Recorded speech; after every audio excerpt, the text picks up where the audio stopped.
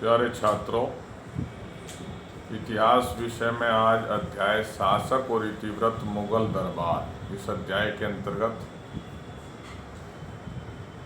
अकबर की धार्मिक नीति के क्या परिणाम निकले, अकबर ने जो धार्मिक नीति अपनाई थी उसके क्या रिजल्ट आए, क्या परिणाम आए, उसके विषय में चर्चा करेंगे। कल हमने मुगलों के केंद्रीय शासन, प्रांतीय शासन और परगना, ग्राम और नगर प्रबंध के विषय में पढ़ा था। आज हम अकबर की धार्मिक नीति के क्या परिणाम निकले, क्या रिजल्ट निकले, इसके बारे में पढ़ेंगे। तो सभी छात्र इस वीडियो को ध्यानपूर्वक सुनेंगे। अकबर की धार्मिक नीति के परिणाम क्या हुए, इनको हम निम्नलिखित बिंदुओं के आधार पर समझ सकते हैं। पहला है मुगल साम्राज्य का दृढ़तापूर्वक स्थापित होना। मुगल साम्राज्य दृढ़तापूर्वक स्थापित हुआ भाई। अकबर ने अपनी उदार तथा सहिष्णुतापूर्ण नीति से हिंदुओं को अपना हितैषी बना लिया और इस नीति से अकबर को बहुसंख्यक हिंदुओं की सहानुभूति तथा सद्भावना प्राप्त हुई।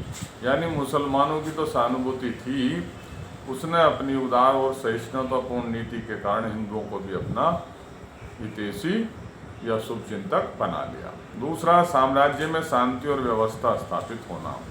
अकबर की उदार नीति और धार्मिक नीति के परिणाम स्वरूप हिंदुओं का सहयोग अकबर को प्राप्त होने लगा, या ये कहिए कि वह अकबर हिंदुओं का सहयोग प्राप्त करने में सफल हुआ, जिसके परिणाम स्वरूप हिंदुओं ने मुगलों का विरोध करना समाप्त कर दिया, जिसके फलस्वरूप संपूर्ण साम्राज्य में शांति एवं व्यवस्था स्थापित हो गई। अकबर ने राजपूतों के सहयोग से विद्रोहियों एवं अपने प्रतिद्वंदियों को आसानी से उनका दमन कर दिया। तीसरा है मुगल साम्राज्य का विस्तार। अकबर ने उदार धार्मिक नीति से हिंदुओं और राजपूतों को अपना सहयोगी बना लिया। अकबर को अनेक उच्च कोटि के हिंदू सेनापतियों और योद्धाओं की सेवाएं प्राप्त हुई, जिन्होंने मुगल साम्राज्य के विस्तार में महत्वपूर्ण योगदान दिया।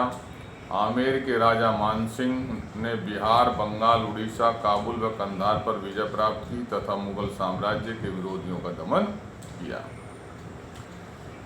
चौथा, हिंदू मुस्लिम संस्कृतियों में समन्वय। अकबर की उदार और धार्मिक नीति के परिणाम स्वरूप हिंदू एवं मुसलमान एक दूसरे के निकट आए, जो अब तक काफ़ी दूर थे, और उनमें व्याप्त आपसी कटुता और जो द्वेष की भावना थी वो दूर हुई। साहित्य, कला आदि क्षेत्रों में समन्वय स्थापित हुआ और इस प्रकार हिंदू मुस्लिम संस्कृतियों में समन्वय स्थापित हुआ।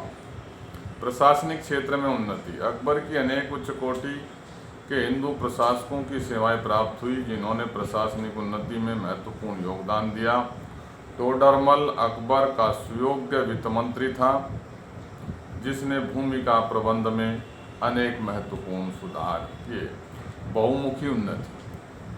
अकबर को अपनी उदार धार्मिक नीति के कारण हिंदुओं की सहानुभूति एवं सहयोग प्राप्त हुआ। इससे अकबर विभिन्न क्षेत्रों में अनेक सुधार कर सका और सांस्कृतिक प्रगति कर सका। साम्राज्य में शांति एवं व्यवस्था स्थापित होने से सामाजिक, धार्मिक, आर्थिक, सांस्कृतिक एवं राजनीतिक क्षेत्रों में महत्वपूर्ण उन्नति। और लास्ट है विद्रोहियों एवं प्रतिद्वंदियों का दमन। अकबर ने अपनी उदार और सहिष्णुतापूर्ण नीति से हिंदुओं और राजपूतों का सहयोग प्राप्त कर लिया। हिंदुओं तथा राजपूतों की सहायता से अकबर अपने विरोधियों, विद्रोहियों तथा प्रतिद्वंदियों का दमन करने में सफल हुआ। तो ये कुछ बिंदु थे जिनसे अकबर की धार्मिक नीति के परिणाम हमें पता चलते हैं। इस प्रकार अकबर ने सूझबूझ और दूरदर्शिता से काम लेते हुए उदारतापूर्ण एवं सहिष्णुतापूर्ण नीति अपनाई, जिसके बड़े महत्वपूर्ण परिणाम हुए। अकबर ने रूढ़िवादी मुसलमानों के विरोध का भी डटकर मुकाबला किया और उन्हें अपनी संकीर्णता छोड़ने के लिए बाध्य किया। अकबर ने ऐसे